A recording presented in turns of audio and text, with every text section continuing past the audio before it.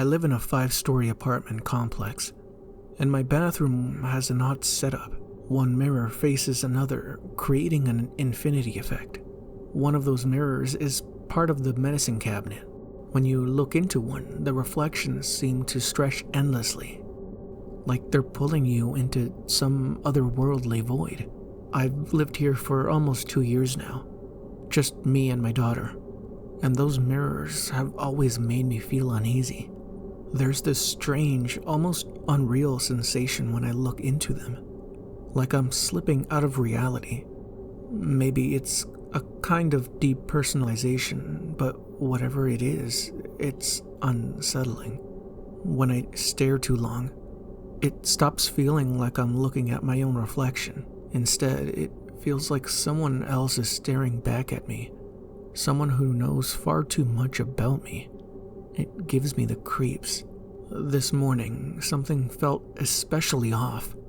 As I moved my head slightly, I noticed that one of the reflections, about the 9th one back, was delayed. It didn't move in sync with the others. For a split second, it just stood there, watching. Before catching up, I brushed it off. Sleep deprivation can play tricks on your mind, and having a newborn means I'm running out of fumes most of the time.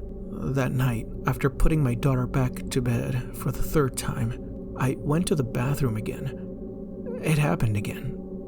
But this time, the delay was closer, around the 5th reflection. It was more noticeable.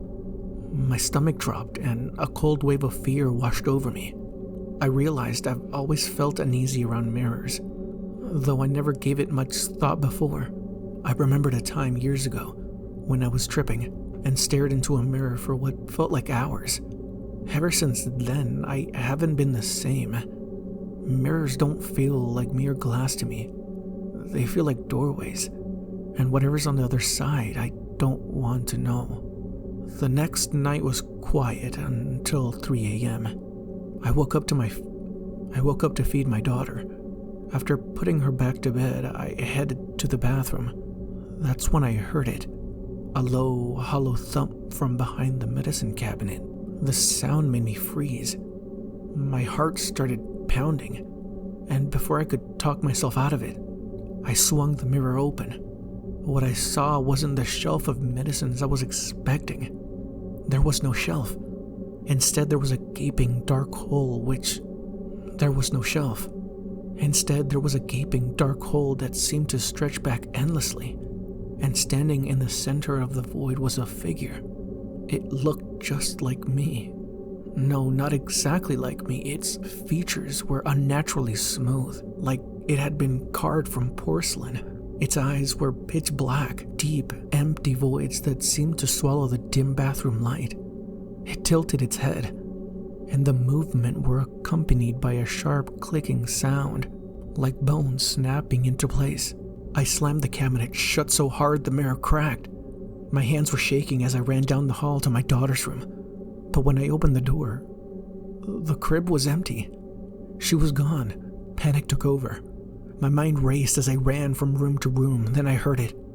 A sound that stopped me cold. Crying. It was coming from the living room. I bolted down the stairs and found her lying on the couch. But something was wrong. As I stepped closer, I realized it wasn't her. It looked like her, but something was off. Her movements were stiff, unnatural. The crying stopped abruptly as she turned to look at me. Her wide eyes glistened in the dim light. For a moment, we just stared at each other. Then she smiled, a slow, deliberate grin that sent chills down my spine. I backed away, trembling, and before I could think of what to do, I blacked out.